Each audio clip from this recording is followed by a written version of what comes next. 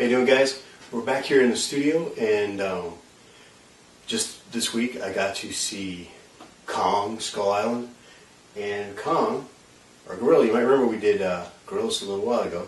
Kong, the giant gorilla, fights helicopters, and I try to avoid CG and all my stuff, but I thought, you know, I'd kind of like to do some giant gorilla versus helicopter stuff. And we're going to start with the helicopter. This is a model that I got probably at Michael's with a coupon, really cheap. It is an Army helicopter. It's got rockets, it's got Gatling guns, it's got a machine gun up front, all very cool stuff. Some of this stuff's going to have to be stop motion animated, some of it is going to have to be CG. I've got some rocket fire from that wonderful place, Detonation Films, I told you about, and some muzzle flashes that will be reused from them. But what I've done is, not all of you will have a boom like this. It came with one of my lighting sets. But basically, anything you can run out across to tie strings to will work. Thomas Berdinsky, wonderful filmmaker, used, I believe, the oven rack, the rack from his oven, to tie the strings to. What I've used here, instead of just regular string, this is blue thread that I used to suspend the helicopter upside down. The reason I originally suspended it upside down was twofold. One, when things are obviously suspended by strings, which most people, when there's a miniature, that's what they assume it is suspended by a string. People have a tendency to look at the top to see if they can spot the strings, because people love to spot mistakes in movies, right? Especially low-budget movies. It's part of the fun. But so what I did here is I put them on the bottom. It'll instead look like film scratches trailing underneath it, because once we flip this image over digitally, optically would have been the way to do it, you know, back in the day. Once we flip this image over, there will be no way of you know, these strings will not look like, even if you do spot them, which they're blue, so hopefully they'll key in with that. These strings will not look like they can support the helicopter from underneath. So if anything, they'll look like something trailing.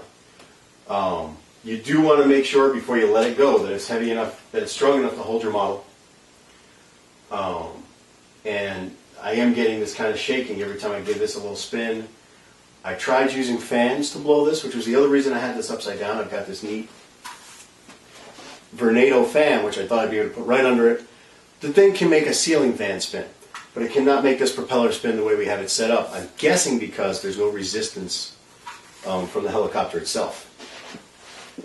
So instead of making the propeller spin, it just makes the whole helicopter move. So somehow in post or in another method, we're going to have to make it look like this thing is turning. All right, but we'll work on that later. Now, your other important things are, you can see this shadow right here on the wall. That's going to cause a problem when we try to key. When we zoom in, we want that to be gone. So what I wound up doing is just moving this further away from the wall, like so. And it threw that shadow, because it's coming from a light from up there, it threw the shadow of the boom way down out of the shot, especially when we get in close. Because what you're going to wind up doing is cropping this out and this whole bar here, and all you'll be left with is a close-up of the helicopter and blue wall, which can also look like blue sky at one point. And the scale will be roughly this with our giant ape. So and we can change the scale once we're in post if we want, make the helicopter bigger, make it smaller. But the detailing will work really well if we keep it right around like this, I think. So we got rid of the shadow. I didn't light it separately. It was getting a little too harsh using that same light on the chopper. So the ceiling light did that. You want to make sure your color balance is as near perfect as possible, because this being a dark green and that being blue can get a little iffy. We might have to do this on a high key white or something like that to make it work. These tires, this gun, these propellers, anything that has a deep, deep shadow, these are all going to disappear. And so we want to avoid dark shadows with that. I am going to try one other method that, if this doesn't work, you'll get to see. And as far as the ape suit goes, I'm going to do that in a separate episode, because we're going to need the green screen up for that. And this little horseshoe I have is blue. The green screen we use right now is paper. We haven't actually painted a section of the room for green yet. Whether or not we're going to do that has a lot to do with whether or not my wife's willing to have this part of the house that shade of green. I think she'll get over it, but you never know.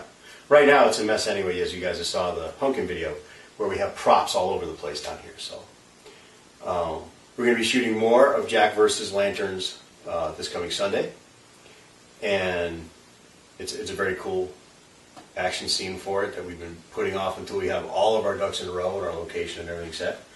And right now, we just finally gotten the movie Savage, which I shot way back in 2008, 2009, up on Amazon Prime. It's been on Amazon almost this entire time, but it just hit Prime, which means if you have a Prime membership, you can see it for free, or at least included with your membership. If you don't have a Prime membership, what we're doing in order to help get the word out on there is B Cinema TV is showing it as ad-supported.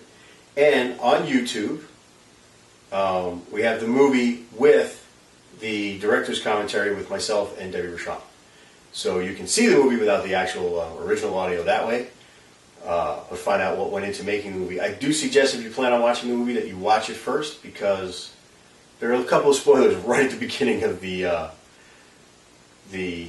commentary that we kind of let out because we, at the time we figured people had already seen the movie. We did the commentary about a year after the movie. So if you give this a try, let me know how it works. Any questions you have with it, and we'll go over some of the digital stuff either in this video or in another one. I'll talk to you soon, guys. I'm going to show you the other method in just a second. So here we have a method I'm less happy with, but I've used before, where we put blue sheeting, tablecloth, whatever, on a table or a stool or a cup or whatever. We just make a blue pedestal. Something less wide than this probably would have been better, like a blue box that just fits right here under it. The problem is, especially I let this get wrinkled, you tend to get a lot of shadows and hot spots on your blue, and so it's more difficult to light, especially with just a couple of lights. What it does give you, though, and we'll see how it works, is an opportunity to just give that a smack, and this won't be blowing around like the fan. The fan still would not move this propeller. I think this needs some WD-40 or something. I'm sure that's what the pros all use. So one thing I will say about this, this is a nice matte finish on this, but any reflective surfaces, if you try to use this method of having something blue underneath it or something green underneath it, it will reflect right onto your object. If you see Onyx Origins, the spaceship we used in that was actually animated from several still photos we took on a green screen of a small model spaceship I built out of a bird feeder, a hummingbird feeder, and one of those little bubble tops that you get from, a gumball machine. And it had a really cool retro look to it. We put the robots inside. We made them look like they're inside there. But there's supposed to be a curve on the bottom of that saucer. And if you see the movie, it's kind of flat. What happened was the green screen reflected up onto the chrome paint I used I should use a more matte finish on it, reflected up onto the chrome paint that I used for each still I took. And what I did to make it look like it was spinning was I took a still, rotated it a little bit, took a still, rotated it a little bit, took a still, and just did that a few times, and then played those in succession so it spins like a flying saucer should.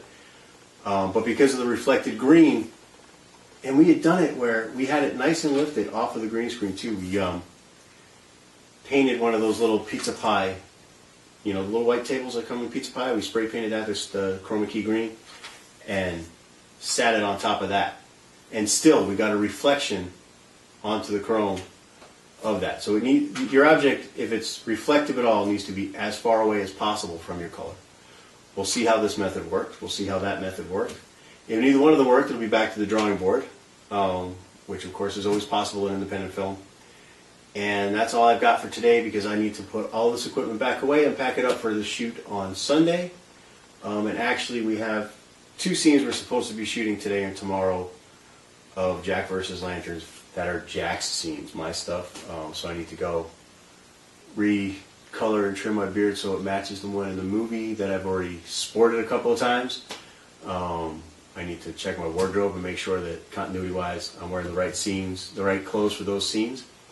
Basically what we did was we shot the interactions of myself with other characters who were here while they were here. We had Anjanette Cluis talks to my character. We had Sheila, who's played by Christina Doust, has a conversation with my character. So all of that happened, and now the stuff leading up to, in between, and all the other things that we didn't actually need to get shot while those people were here. I need to shoot my half of all that stuff, and I need to match it up as closely as possible so that on screen and in people's eyes and in your brain, it looks like we're doing all that at once. If you watch Jack vs. Lantern, there's a scene where a girl shows up to rake my leaves in the backyard, to rake Jack's leaves. And he's having a conversation with her when Sheila shows up. Well, the girl who was supposed to do that scene for us flaked out on us the same day. She just didn't show up. We cast her, did auditions, talked to her. Her agent called to find out if we could reschedule. And I was like, no, we've got a whole bunch of people, including people from out of town here. We need to do this tomorrow. I'm like, okay, fine, we'll do it tomorrow. And then tomorrow came and she never showed up. So we had another plan in our back pocket for that. But what we did was we shot around the girl who was doing the lead showing up. We did my part of the conversation with Sheila. My character turns around and says something to the other character, who then was played by Jen Wigner in disguise. And so Jennifer Wanger's character, you know, she played two different characters in that movie. But so then she reacts to what my character says. I turn around, I walk away with Sheila. We show the other girl go up to the gate and start to close it, and then there's a shot of myself and Christina walking where you see the gate closing behind us. And all of that brings it all together, but those shots were actually done about 2 days apart. So this is going to be a little bit longer. This is going to be, you know, for the stuff I did with Christina on this movie, it'll be almost 2 months ago that I shot her stuff, and now I'm going to be shooting some of my stuff. And I am in one scene directly with her.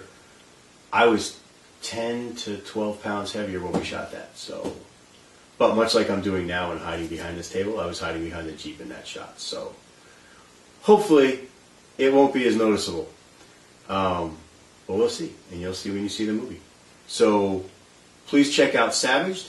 If you haven't seen Lumber vs. Jack already, give that a watch. Go on Facebook and like the Jack vs. Lanterns page. And if you want to see how all of this stuff turns out, subscribe, and then you'll know when the video comes out where we shoot the gorilla on the green screen and try and put all of this footage together for a little short bit of special effects fun. Talk to you later. Bye-bye.